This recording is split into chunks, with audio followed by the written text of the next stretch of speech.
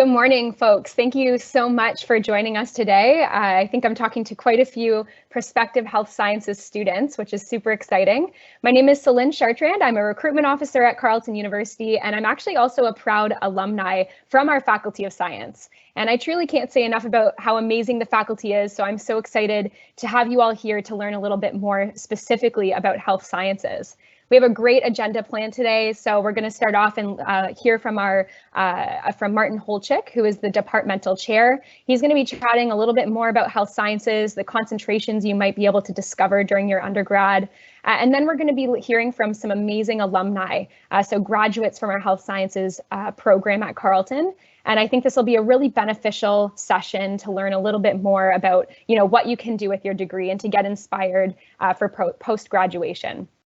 We'll also be getting a few glimpses of our health sciences building. It's brand new, it's beautiful, so we're super excited to show you a couple of our great facilities in there. So before we jump in and get started, I do just want to welcome you folks to the Q&A chat on the right-hand side of your screen. Feel free to ask any questions in there. And during the alumni panel, if you have questions for our recent graduates, you can ask them in there as well, and we'll try and pull some of your questions to ask them directly. Otherwise, we have a great team on our back end to answer any questions as well that are asked in that Q&A. So without further ado, I would love to invite Martin into the live event here. We'll just get him set up and ready to go. And welcome, Martin. Thank you. Thank you so much, Celine, and thank you everybody for joining us this morning. Let me just give you a sort of brief overview of our program, and then we can have a sort of more of a discussion with the students and everybody if you have sort of more specific questions. So if I can please have a next slide. So what is health sciences? What are the future jobs in health career? And I'm going to sort of shamelessly take the current crisis we are all living through, the COVID-19 virus crisis, to sort of show you what health sciences can offer and how the approach to our health problems is sort of captured in our program. Next slide, please. So what do we need to deal with the current crisis? So now we need a number of different professions. We need biomedical researchers. These are people who work in academic labs or in pharmaceutical companies, and they need to study and understand the virus. They need to know how the virus entered the cells, how it can propagate, and this then allows us to come up with strategies how we can combat the virus. Next slide, please. We also need frontline healthcare professionals. These will be the people who will screen potential patients. There are people who take care of the people in the hospital, paramedics. Next slide, please. We also need epidemiologists. There are people who will study how this virus spreads in the population. They can do the tracing. They can calculate the R number, which we all hear about, how quickly the virus spreads in the population. Next. We also need public health policy people. These are the people who will synthesize the information from all different sources. And we can and then use this information to come up with the appropriate correct response. What are the restrictions, the safety measures, the guidance for the public? And that all serves to protect the public from the virus. Next. We also need health regulators. So no matter what wonderful vaccine or medical devices or different therapeutics we come up with, they have to be properly vetted, tested, and approved. And the healthcare regulators will take care of that. Next.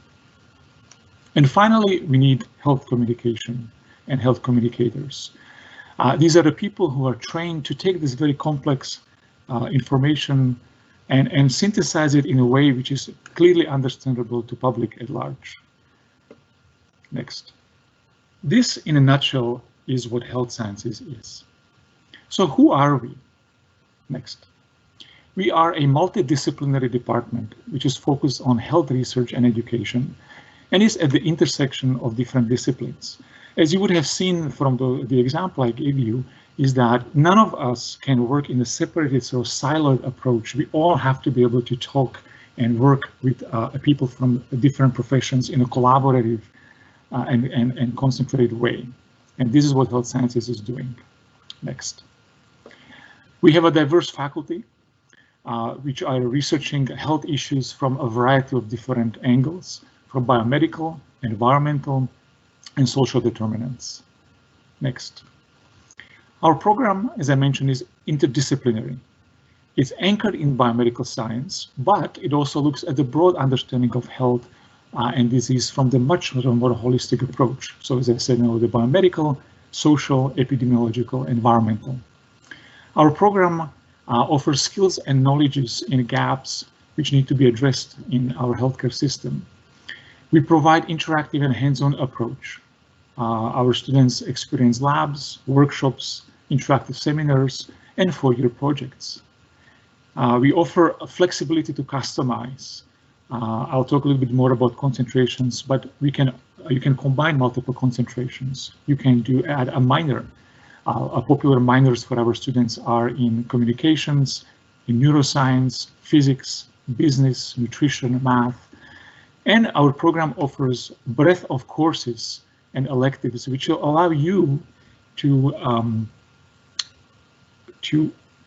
flexibly customize the program to your specific needs. All of you would come to our program potentially with very different aspirations, what you want to do in your career. And the program is structured in such a way that you can add to the core curriculum all of these other breadth courses, which will allow you to do that. Next. We offer 5 concentrations, and these 5 concentrations cover the entire spectrum of health sciences. And I'll tell you a little bit more about each, just very briefly. Next. Biomedical Sciences is one of our most popular concentrations. Its foundation is in biomedical approach, and so it explores genetic, biochemical, immunological, physiological, developmental aspects of human health and disease. But we always, I need to emphasize this, we always also add this sort of more global approach. So just because you're in biomedical science doesn't mean that you will not be exposed to the social determinants of health, for example, or some of the other parts of the health system, such as regulatory or policy parts. Next. Global health, which is probably much easier to conceptualize now, looks at the real-world challenges, how the global approach to everything we do has a direct and immediate impact on health and healthcare. So think of globalization, infectious diseases, climate change. Next. Environment and health, as the name implies, looks at the influence of the environment and how it impacts our health. Specific courses you would be taking in this concentration will be looking at toxicology, environmental chemistry, but also in policy and regulation within the context of environment. Our next concentration is disability and chronic illness. This is a unique concentration to Carleton, and it combines the biomedical, social, and psychological basis of chronic illness, so the specific emphasis on chronic illness. And it looks at strategies and technologies which can help people live productive lives. So it's sort of a bit more sort of looking at it from that perspective. And one of our faculty is actually an occupational therapist, and so she can provide very much a real world experience to our students. Our final concentration, which is one of the few available at Canadian universities, is called Health Throughout the Lifespan. And it focuses on health as it happens in all stages of our lives, from before conception all the way to adulthood and old age. And that's because we know that things which happen to us very early in uterus will have impact on the health trajectories and health outcomes for the rest of our lives. On the next slide, I'll just give you sort of a brief snapshot of how the program looks like. If you go onto our website, you can find a snapshot for each concentration. And it sort of provides you just a very clear overview of the things you would be exposed to if you were to take a health sciences program. In the first, and as you can see also, so in these bubbles, we sort of put together types of courses. So in the first year, majority of the courses are actually taken from our sister units. So this will be biology, chemistry, math, philosophy, or psychology.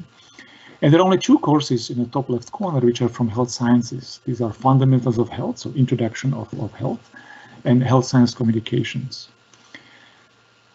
And so irrespective of which concentration you are in, you will be taking the same courses. As we move through this program to year 2, 3, and 4, the courses which are unique to your concentration are becoming more and more, so the bubbles increase. You will be, for example, in biomedical sciences, we'll be looking at research methods, cellular molecular pathology. In third year, you are doing pathology, the advanced pathology, immunology. And in addition to these courses, you are also taking electives, which will add, as I mentioned before, the breadth of the education. So we don't want you to be very specialized. We want you to be a well-rounded individual who knows quite a bit about the health science and health science problems. And this is done through the breadth courses and concentration and the electives. Next, please. The most important thing is not just to be exposed to the theoretical knowledge, but to be able to actually practice what we try to teach you. And this is done through a number of opportunities where students from the first year can get involved in research opportunities. There are a number of volunteer research opportunities with our faculty. They can be done through the year, or they can be done through the summer. There are summer research fellowships and internships. And then as you progress through the program, it all culminates in the capstone projects, which are fourth year capstone projects, either as a research thesis, or they can have a different, they can take a different form, and I'll tell you about those a little bit more later. Now, let me introduce our faculty briefly. We have very diverse faculty, which comes from very different background and training. And as you can see from this sort of short list of research topics which are being researched by our faculty, they are very broad. They cover anything and everything from genetic causes of child diseases through immunology, microbiology, but also social factors which are affecting quality of life, aging, health inequities in vulnerable populations or in rural health, cancer epidemiology, and so forth and so forth. The important thing to emphasize here is that all our researchers and our faculty work collaboratively, both within the Carleton campus, but also in the city, nationally and internationally. And all these collaborations with either basic researchers or clinicians allow our students to be involved in much more broad collaborative research. We are proud to engage with our students and to know them. Now, we are fairly a medium-sized program, and I think we are at that cusp where we can still know every student by name. And it allows us to create a relationship with the students. And I hope you'll be able to see that from also our discussion with the alumni panel.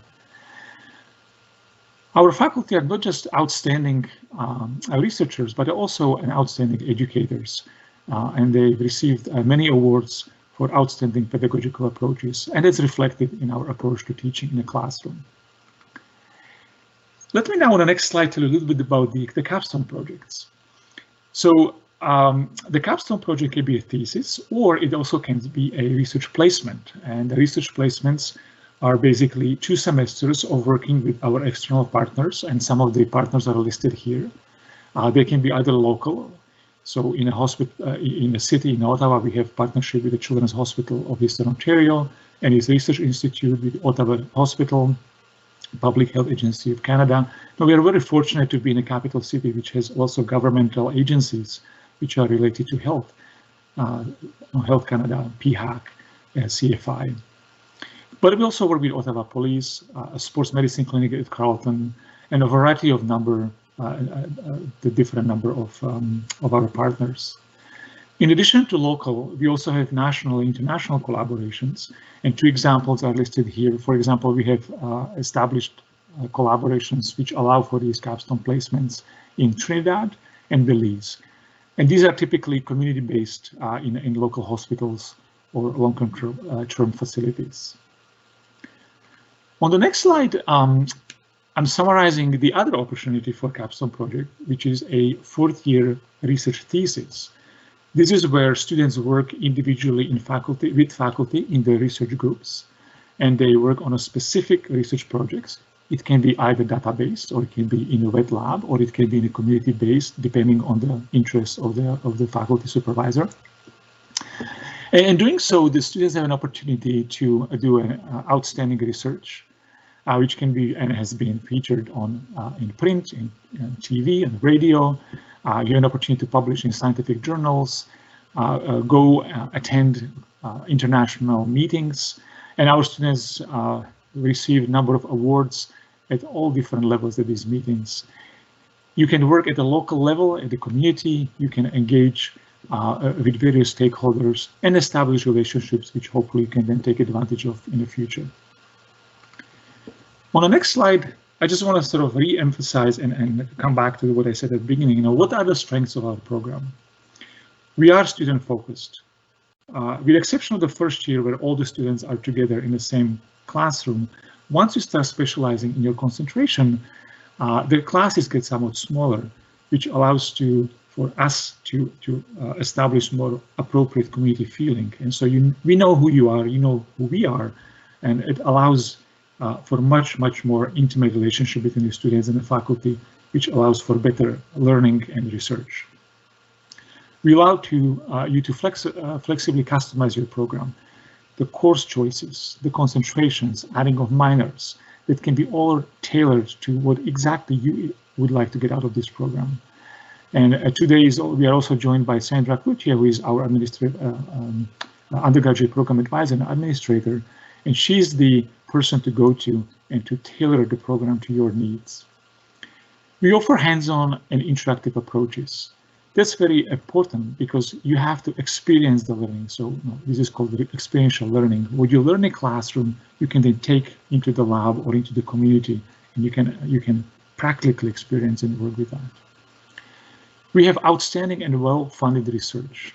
We have funding from a number of different agencies, both local and national and international, which allow us then to take the students into the labs. These research opportunities start from first year.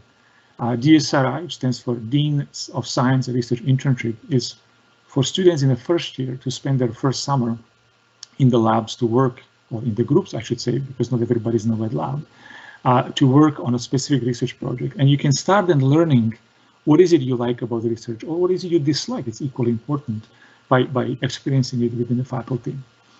We then have HSRI, which are Health Science Research Internships for students in upper years, USRA through the National Research Council funding and other funding opportunities. And importantly, we engage with our external partners. And so this way we try to help you to build a network of collaborations and contacts for your future career. Obvious question then becomes, where do our graduates go? This year we had an opportunity, which is shown on the next slide, to graduate our third cohort of students. It was a bit different, it was virtual, and so we had to do it over Zoom. But every year our graduating cohort increases, and they pursue careers in three main domains. Our students go to professional postgraduate degrees, so that will be the professional degrees like medicine, law, veterinary school, nursing, dentistry, journalism, and so forth and so forth. And some of the students you are seeing here, for example, Melinda, is on a panel with us today. The second group of sort of careers is postgraduate studies. It's on the next slide. And here students go to a variety of graduate programs.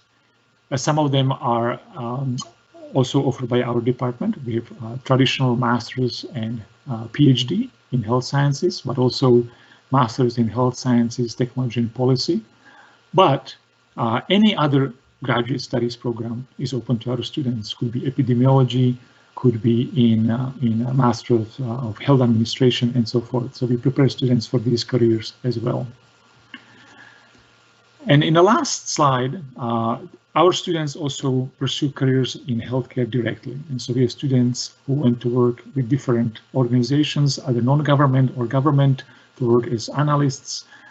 They work as technicians in the health research facilities, in communications. We have some students who ended up going to the cosmetic industry. And so the options are almost unlimited. We are very fortunate to be in a brand new health sciences building. And unfortunately, we cannot sort of walk you through it, but at least we can give you a glimpse of how this building looks like. We have state-of-the-art teaching and research facilities, which are absolutely fantastic. We have collaborative classrooms, which can help you immerse in education and experiential learning. And with that, I'll just like to conclude by thanking you to joining us today, carving out an hour from your day to learn more about health sciences. Please come and explore with our panel. If you have any additional questions, we're always happy to answer these questions by email or through chat. And also you can find quite a lot of information on our website. We have testimonials from students, video testimonials. We have the course snapshots, so you can see a sort of flavor of what it would look like, and an FAQ of most commonly asked questions for prospective students. Thank you very much, and it's back to you, Celine.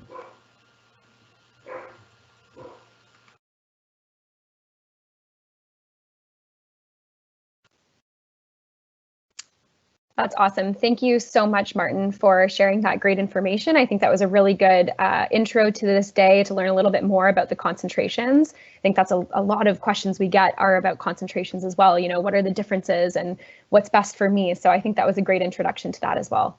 And as well with that, I think your last slide was a perfect segue to meeting one of our current students. Her name is Sandra, and she's joining us actually from inside of the new Health Sciences building. So Sandra, I'm gonna put you up on the screen here to introduce yourself and actually give a little bit of an introduction as to where you are in the Health Sciences building now.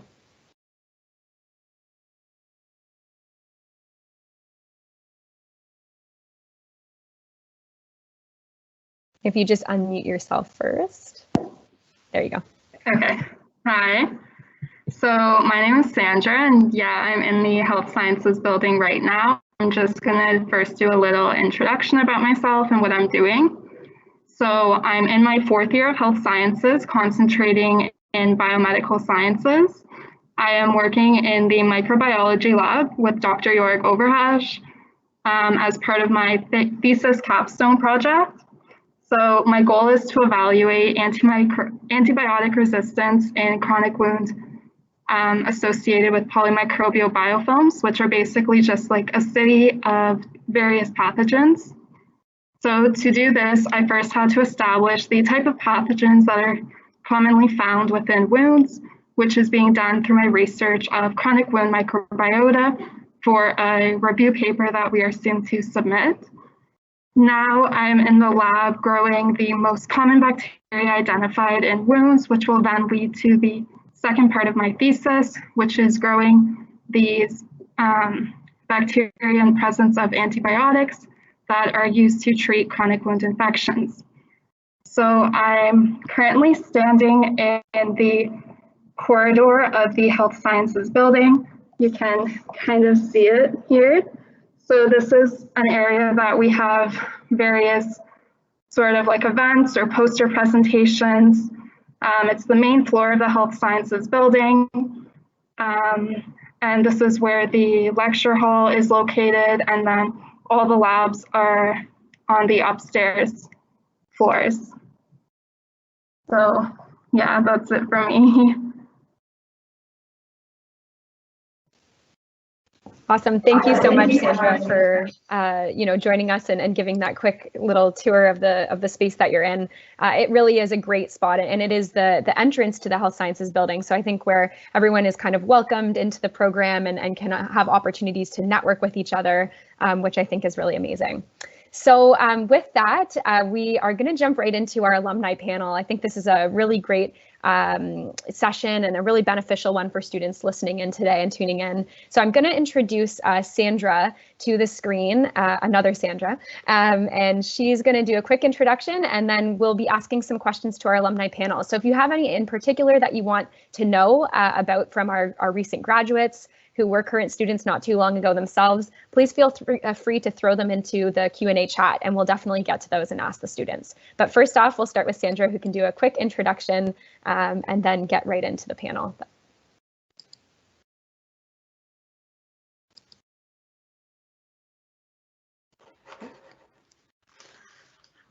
Welcome, everyone. I'm so glad to see so many attending this event. My name is Sandra, and I am the undergraduate program advisor. I do many roles, but my major role that I enjoy most is helping the students make it through the program, the 4 years, helping them with their courses in the events of which courses come next, what to plan for next year, those types of things. I'm very excited for us to welcome our panel of our students that have past graduated and have gone on to some wonderful new adventures. So I'm really looking forward to welcoming them and having them answer some of your questions. So I think one of the first questions that I see come up is, how do you feel the program has best supported you?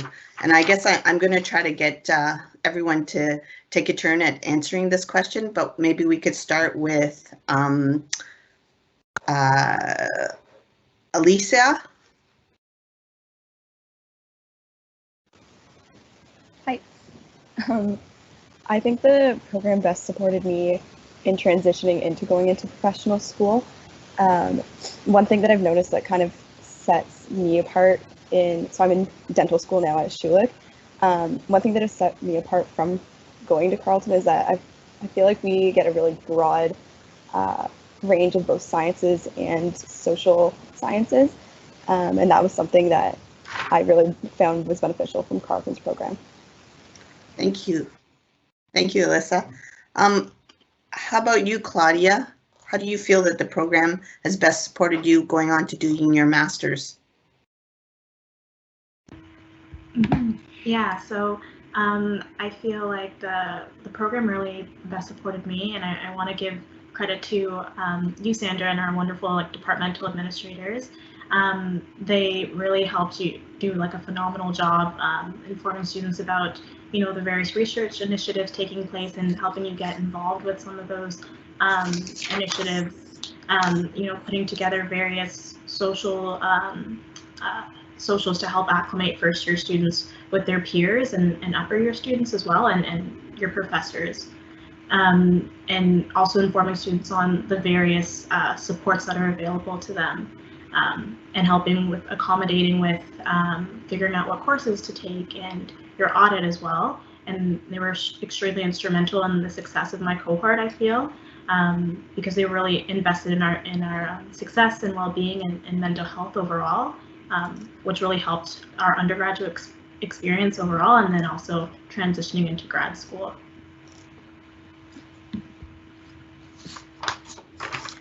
Thank you, Claudia. I see a question that's posted, and it says, how were you able to get into Carleton? So I'm assuming that question is regards to the admission requirements. To get into Carleton, you coming from high school, you do need your grade 12 U's, and then what you basically need is advanced functions. You also need either 2 courses in biology, chemistry, earth sciences, or physics, and it is strongly recommended that you have calculus and vectors. They're also looking for an overall average between 85 to 88. So we'll go back to asking Melinda, how did you choose health science at Carleton University? All right, hi. Hi, Sandra, it's nice to see you. Nice to see you too. So how did I choose health sciences? So I think the thing that was most appealing to me about this program is the fact that you get some broad exposure to different areas within the health kind of sector. So I knew that I liked science, but I wasn't sure that I wanted to be in a strict, like a biology program or chemistry or anything like that. So what I really liked about health sciences is that you got to take all of the standard courses that you would need to help you moving forward in whatever program. So you take all the chemistry, sciences stuff, but I liked the breadth of other courses available to kind of explore other areas within healthcare. for context, I graduated in 2018, and I'm now in medical school at U of T. And I think that at Carleton, the health sciences program really gave me a good exposure to different interests and research. Yeah. That's wonderful. We're very excited that you're now entering your third year of med school. So we all congratulate you. I'm so proud of you. Thank you. The next question will go to Katie, who is all the way in Dublin in medical school, who we really thank for attending this event. How do you feel the program met or exceeded your expectations? So for myself, I was one in grade 12 to definitely do research on all the schools. Carleton was probably on one of my top because I wanted a smaller school. And I think that definitely benefited me. I think it gave me a really good chance. Oh, sorry, am I frozen? Oh, you're okay. You're on now. Yeah. Great. It gave me a really great chance to meet the professors, get some great references for applying to schools. So I think I'm so happy with the choices I chose. Carleton was a great choice, and I got to meet so many great people. I made a lot of great friends, especially a lot that are on the panel, actually. So I think I didn't even really know what to expect going into it, but I was so happy with the way the courses worked out and the way that the faculty was there to support me. Well, we're really glad and happy that you could have made it, and it's so wonderful to see you doing so well far away from us. Our next question I'm going to ask to Claudia. What advice would you give students looking at our program that are looking at a program in sciences? So I would first maybe start off by saying to take some time to do some self-reflection on the courses you took in high school and the ones that you really enjoyed, and to see if maybe that intersects with a particular field in sciences. So whether that might be biology or health science, or any of the social sciences too. And then to maybe do some research about the programs that interest you and any of the prerequisites that are required, and to maybe keep a working list of those to refer back to when it comes time to apply for programs, and it'll help simplify the admission, understanding the admission requirements a lot more. I would also just add, like, degrees in sciences are not cheap, so I definitely recommend reaching out to your guidance counselors in your high schools early to kind of help with searching for external scholarships and awards that can be obtained in addition to any entrance scholarships you may receive with the program that you get into.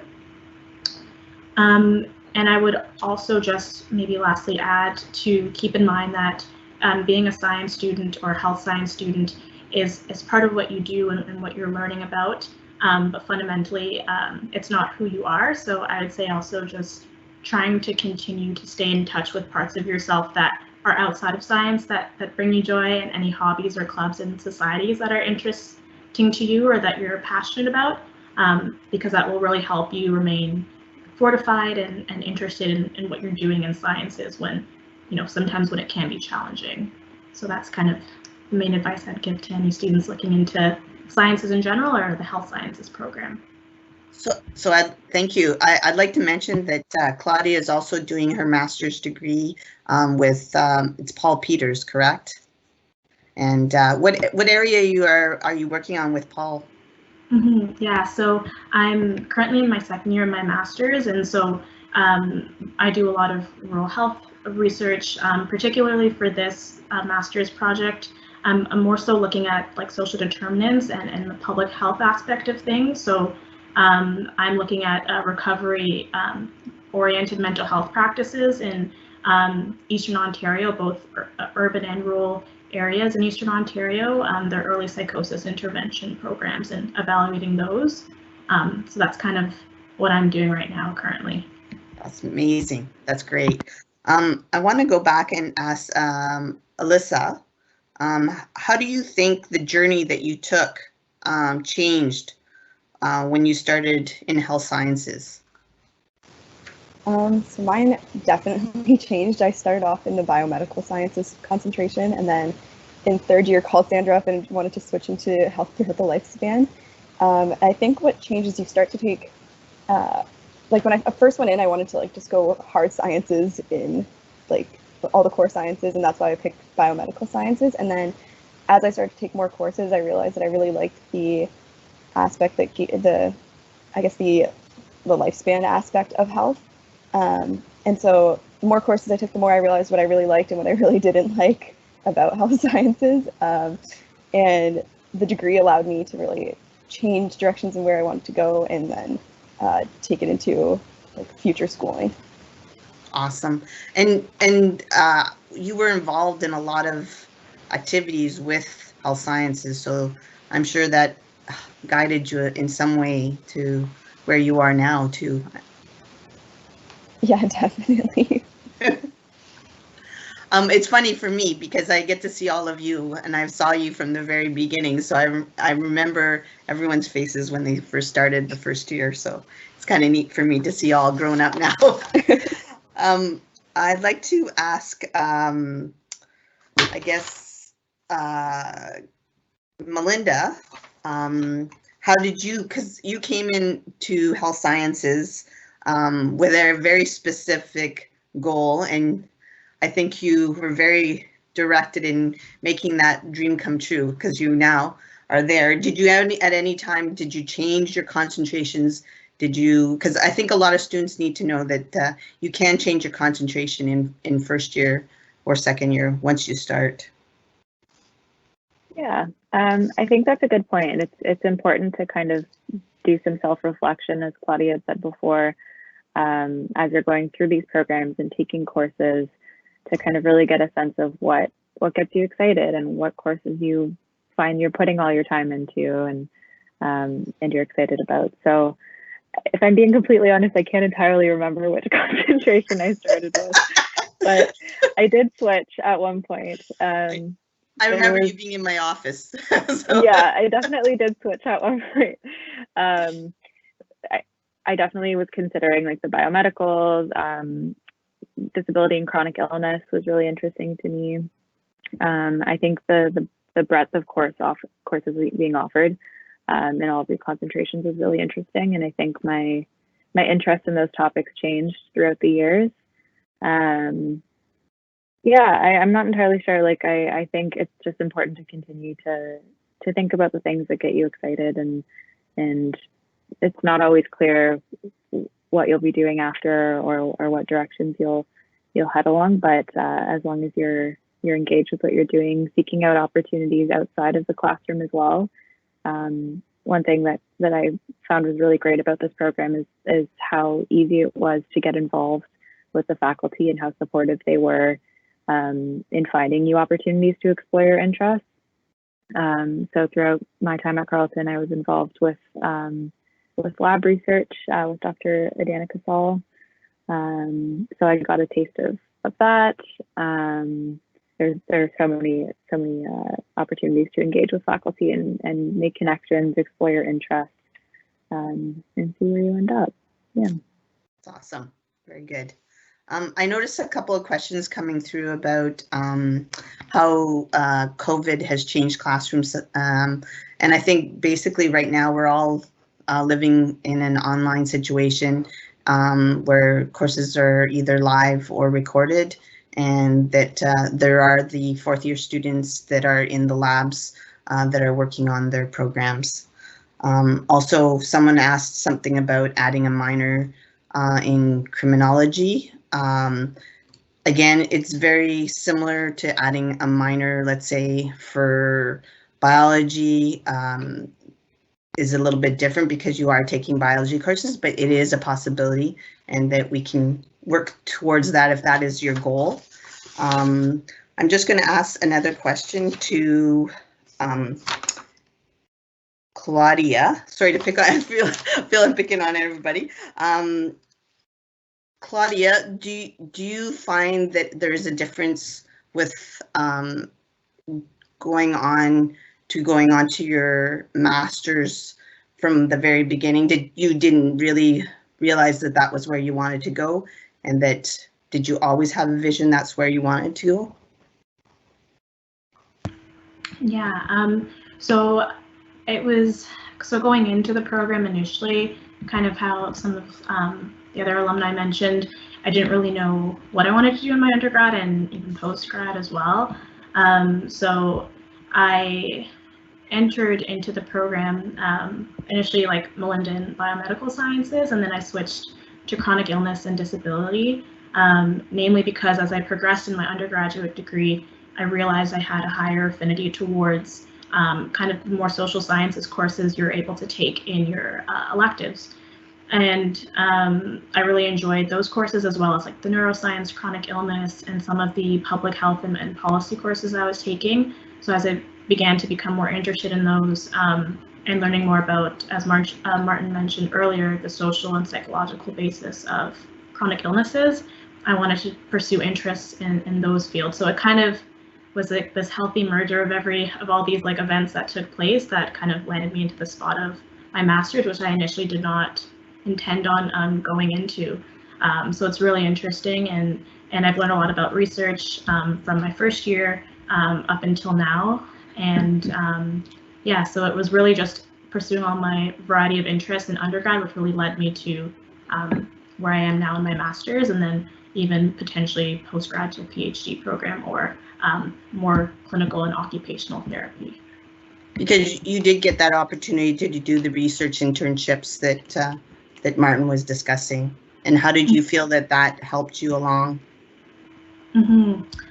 Yeah, so in my first year, I participated in the Dean Summer Research Internship program. So that was really foundational in my understanding of how to conduct research and start off, with doing a literature review or scoping review. And that is kind of formed the basis of how I conduct research now, which is, initially literature reviews are kind of what you do when you start off in your master's and setting the stage. And then even getting to have some of those experiential learning opportunities to do community-based research, which was kind of a new area for me before, when I was used to doing more wet lab based research. And so I felt like those really prepared me as well for taking part in applying some of the knowledge you learn in some of those social science-based courses of how to build trust in communities and how to learn to engage with ideas that are different from your own. So I think those are also very instrumental in kind of forming that knowledge base. That's excellent. Another one of our questions was to Alyssa regarding her entrance. Alyssa's in dentistry, but what is your advice regarding extracurricular active experiences at Carleton that helped you? So something I did was kind of making sure that I always had something to do outside of school to, I guess, keep me sane and going. So I played on an intramural team every semester. I was part of Frosh Week, which really made me excited to go back to school every year and hype me up. And I was also part of the Health Science Society for 3 out of my 4 years. So I think that something that helped me, and also getting into school later on, helped me personally, was like keeping my stress levels down. And then it's also good to show on an application that you do have time to be well-rounded throughout school. And so I think it helped me both professionally and personally to be involved in a bunch of things. Excellent. So I'll ask the same question because Katie, you're in med school in Dublin. What are some of the extracurricular activities that you were involved in? Yeah. So Carleton was really good for help. I got the chance to work at the General Hospital in my second year, volunteer there with a research study looking at sleep apnea, which was amazing. And I actually still even get asked about it now. And I'm really interested in children and like pediatric medicine. So a lot of things I did were actually not involved through the school, but in the community. So I volunteered at like daycares to just stay involved. I worked along with CHIO as well. So mostly I would say I found something that I was really interested in, and I kind of directed a lot of things towards it. And that definitely, I have a research project here I'm working on, and I would say that helped me get it for sure. Awesome. I'm going to ask the same question for Melinda. What other extracurricular activities were you involved in when you were at Carleton? Yeah, so I think generally like the question about what to get involved with advice-wise for prepping for professional schools is just like doing things that you enjoy, and that get you excited and keep you interested in what you're doing. So in terms of what I did at Carleton, I was involved in a couple of societies. So I was part of the Science Society, which is sort of the broader faculty-wide one. And then I was also involved in the Health Sciences Society. I got involved at the Science Student Success Center at Carleton as well, which is a really great resource within the Faculty of Science for mentorship. There's lots of networking events. It gives you a sense of what other things are going on campus, science-related, helps you with career planning, course planning, prep courses for whatever you're interested in. I'm trying to think, what else did I do?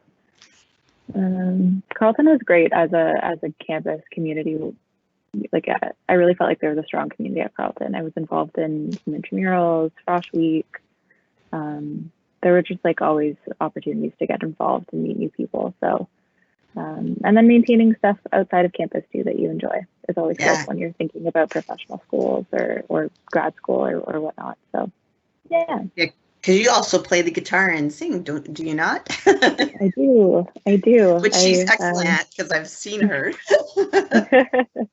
Thank you. I haven't been playing as much lately, but I should get back to it. I think too is that a lot of students, forget about all the other extra things that can make a difference if you're interested in applying to med school. And I guess that showing that on your application is a very predominant issue for a lot of students applying. I think showing that you're a well-rounded person is essential, basically. And I think you and Katie and Alyssa all have those things, as well as Claudia. This is, I don't see any more questions coming up. I guess what I'll round it off with is when convocation happened and you saw your roads all going to different directions, looking back, I think that those first 4 years of changing over from being a first-year student to a fourth-year student really helps seeing other students graduate and have those experiences of the research internship and being parts of society, social societies of clubs.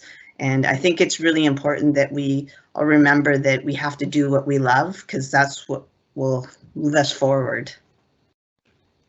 And I want to thank everyone for being here today on the panel. It was great seeing you all and seeing how well you all are doing.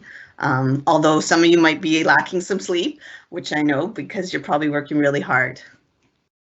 So have a wonderful day. Awesome. Thank you so much, Sandra, for moderating that, and thank you to our amazing alumni panel. I think that was super insightful and a lot of great information for prospective students listening in to sort of what their path can be. Maybe it inspired a few people who are listening today of what they might want to do. So thank you so much. Again, it was really, really great. So right now, I want to switch things back to our health sciences building. We're actually going to welcome to the screen one of our current master students who also just recently graduated from Carleton's undergrad degree in health sciences. So Ziggy is actually joining us from one of our labs in the health sciences building.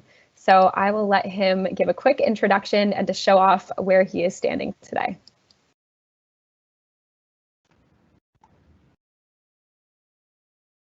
Hey everyone, I'm Ziggy. I'm a graduate student here in the Health Science Department and a recent graduate from the Bachelor of Health Science program, also here at Carleton. My studies here are primarily based in the lab in the Health Science building here on campus, as you can see around me. Unfortunately, we can't give you a tour through it, but hopefully this is a good enough view for you. The work I do here primarily focuses on the field in and around of molecular genetics, specifically on a rare childhood genetic disorder known as SIFD, which is caused by a mutation within a gene responsible for tRNA processing, known as TRNT1. SIFD stands for sideroblastic anemia, B-cell immunodeficiency, fevers, and developmental delay, which are all the primary symptoms of it. It's not the most creative name in the world, but at least it gets across what it is. Unfortunately, individuals with this disease rarely live past the first about 10 years of their life, and fortunately, I suppose they're few and far between. It's very rare. The goal of my research here in my master's is to figure out how these mutations in the TRNT1 gene functionally result in the phenotype expressed in individuals with SIFD.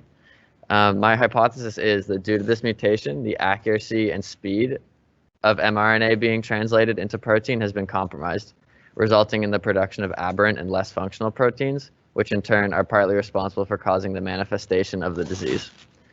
I work mostly, as of right now, within the yeast model, a yeast model which has the same mutations in the same gene as patients with SIFD. And yes, we do share some of our genes with yeast. So, like I said, we'd love to give you a tour of the lab, but I thought I'd do the best I could, and I'd show you guys some of the tools of the trade that I can grab around me here, just to give you a little view into some of the stuff that we do here in the lab. It's not much, but it's something. So this is a plate of yeast, specifically the yeast that has the mutation within the TRNT1 gene. It's grown on a media called YPD, which has everything yeast need to grow. And if we could drink it, it would be good for us too, but EHS probably wouldn't want us to do that. But it's essentially yeast extract, all the proteins the yeast need to grow, and some sugar for their energy. It's kind of hard to see on here, but you can see it's actually a pinkish color.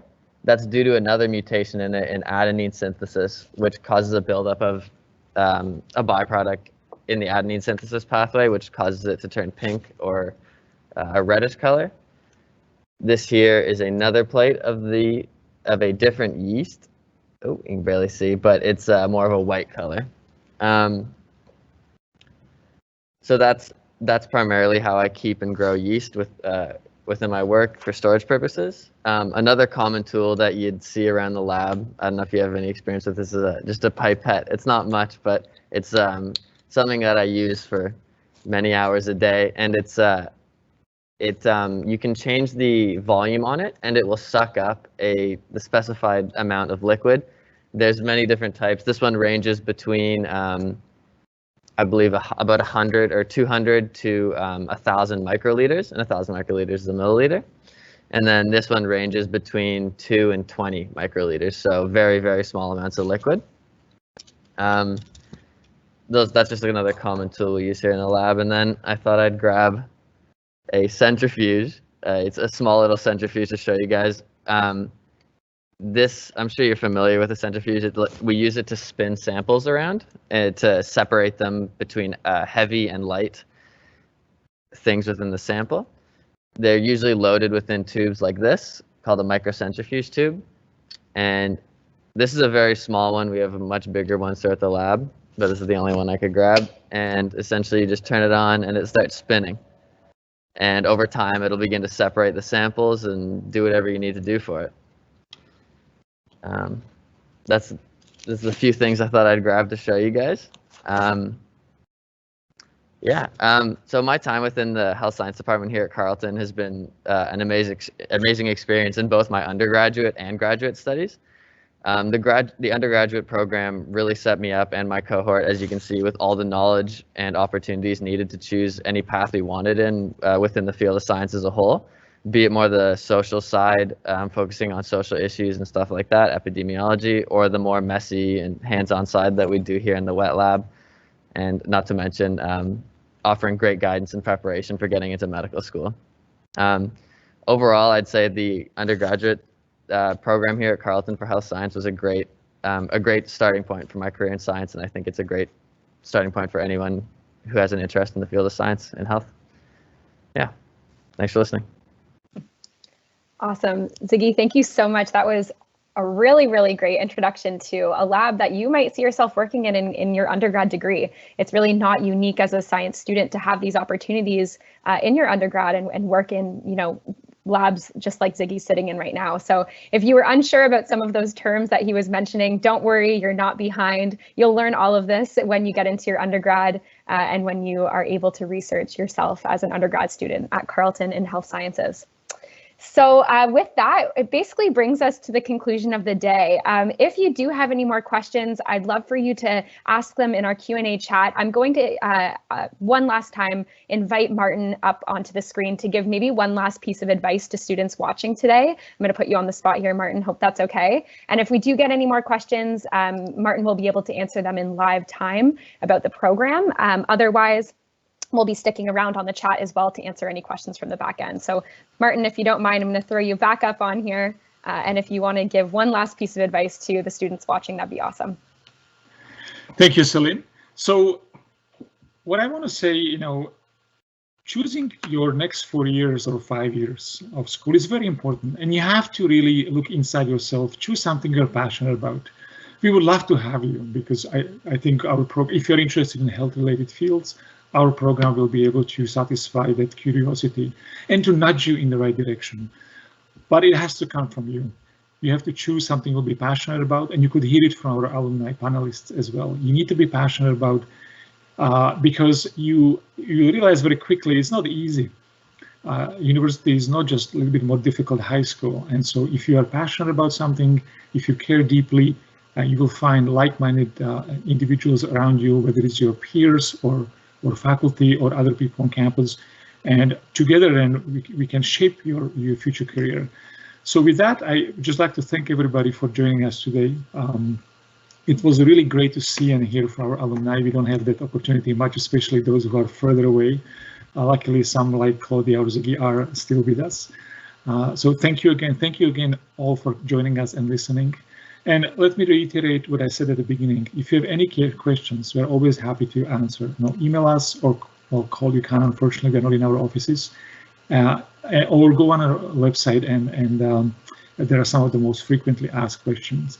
So thank you and have a wonderful Saturday, everybody.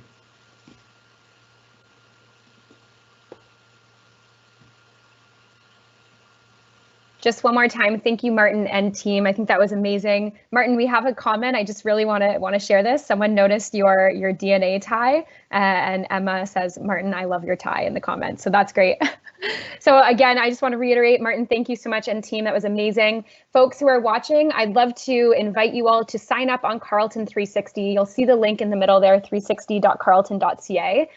This is a place where you can sign up with your email, register, put your program of interest as health sciences, and you'll get all customized and tailored information about that program, as well as any more events we might be doing for health sciences, either, whether it be this semester or next term, next in 2021. So definitely stay tuned on Carleton 360 and you'll get some more information that way. Thank you all so much for an amazing day. We'll be sticking around in the Q&A chat for about 10 minutes to answer any unanswered questions.